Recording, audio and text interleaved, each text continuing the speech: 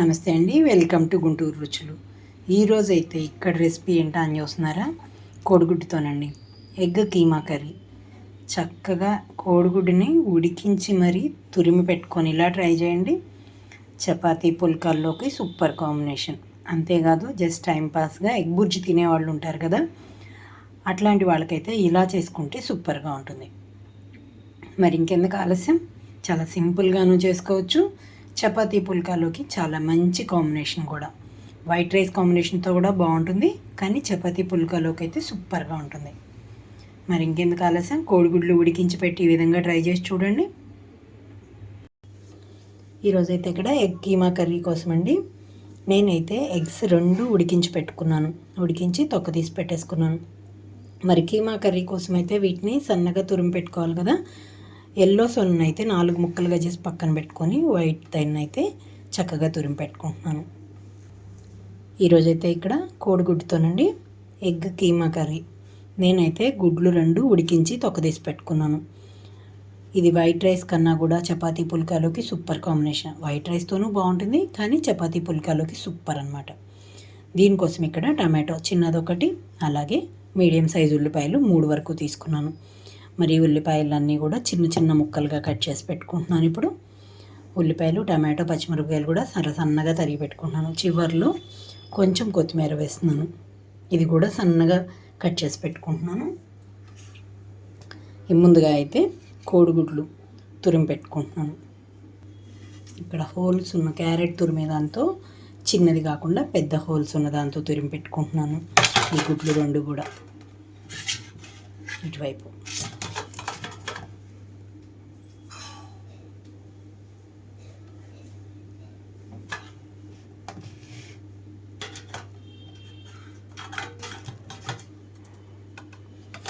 ఇక్కడ చూడండి,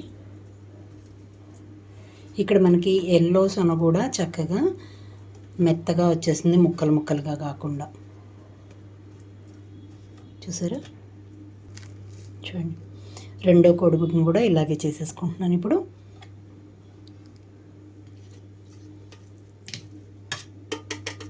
రెండు గుడ్లతో కూడా ఇలా చేసి పక్కన పెట్టేస్తున్నాను.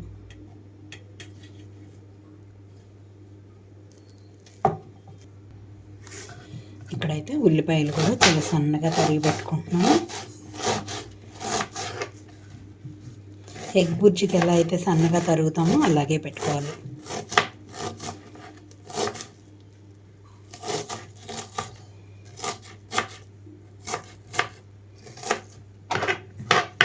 ఇలా ఉల్లిపాయలన్నీ కూడా చిన్నగా కట్ చేసి పక్కన పెట్టుకుంటున్నాను. ఇప్పుడు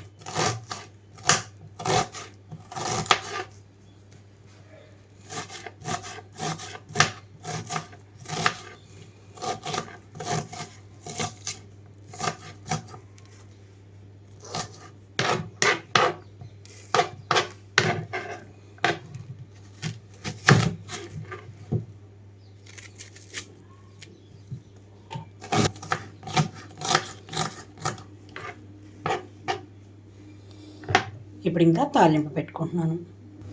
ఇక్కడైతే స్టవ్ ఆన్ చేసి పాన్ పెట్టుకున్నాను. ఇందులోకి ఆయిల్ తీసుకుంటున్నాను. ఎక్కువ ఆయిల్ పట్టట్లేదండి, 2 టేబుల్ స్పూన్స్ వరకు ఆయిల్ తీసుకున్నాను. ఇక్కడ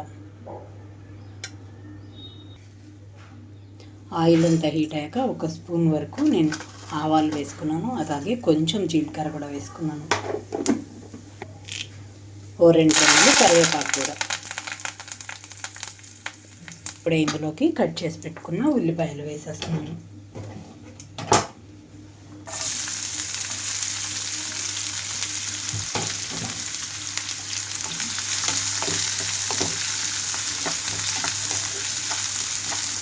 ఉల్లిపాయలు ఇక్కడ వేగిపోవాలండి. ఈ లోపల పచ్చిమిరపకాయలు కూడా కట్ చేసి వేసుకుంటున్నాను. ఇందులోనే పచ్చిమిరపకాయలు కూడా వేసేసుకుంటున్నాను.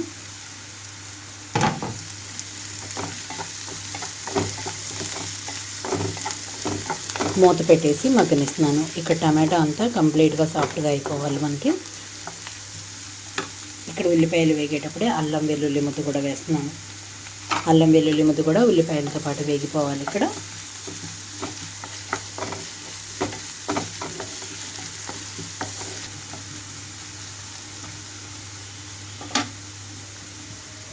మూత పెట్టేస్తున్నాను. ఇప్పుడు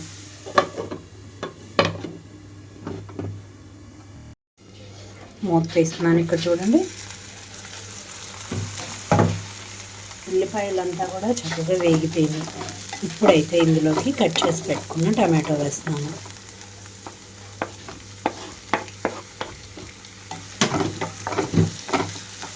టమాటో కంప్లీట్గా మెత్తగా అయిపోవాలి. మనం ఎగ్ వేయటం అనేది చివరిలో జరుగుతుందండి, అందుకే టమాటా కంప్లీట్గా ఉడికిపోవాలని చెప్తున్నాను. పసుపు, అలాగే రుచికి తగినట్లుగా కూడా సాల్ట్ వేసేస్తున్నాను.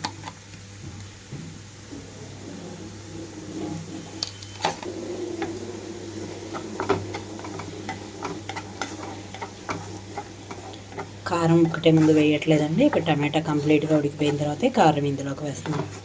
మూత పెట్టేస్తున్నాను.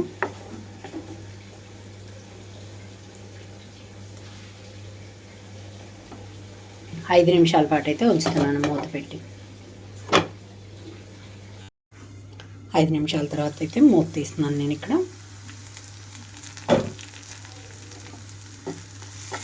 చూడండి, టమాటో కూడా మెత్తగా అయిపోయింది. ఫైనల్గా ఇందులోకి కొంచెంగా కారం కూడా వేసేసుకుంటున్నాను.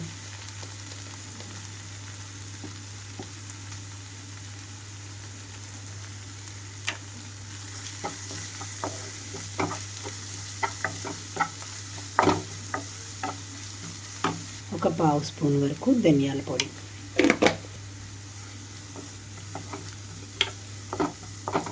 ఇప్పుడు చివరిగా తురిమి పెట్టుకున్న గుడ్డు మొత్తం వేసేసుకుంటున్నాను.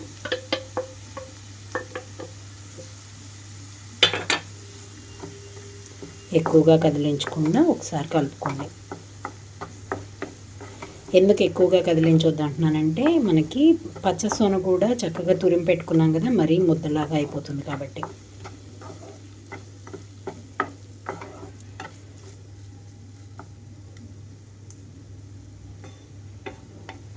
ఒక 2-3 నిమిషాల పాటు ఇలాగే ఉంచేస్తున్నాను. 2-3 నిమిషాల తర్వాత ఫైనల్గా కొంచెం కొత్తిమీర కలిపేస్తున్నాను. ఒకసారి కలిపేసి స్టవ్ ఆఫ్ చేసేస్తున్నాను. ఇంకా సర్వింగ్ బౌల్లోకి తీసుకుంటున్నాను. మీరు ఇది స్నాక్ ఐటమ్గా కూడా కొంచెం నిమ్మరసం పిండేసుకొని పక్కన పచ్చి ఉల్లిపాయలు పెట్టుకొని కూడా తినేసేయచ్చు. అంత సూపర్గా ఉంటుంది ఇదైతే. ఇంకా నేను సర్వింగ్ బౌల్లోకి అయితే తీసుకుంటున్నాను.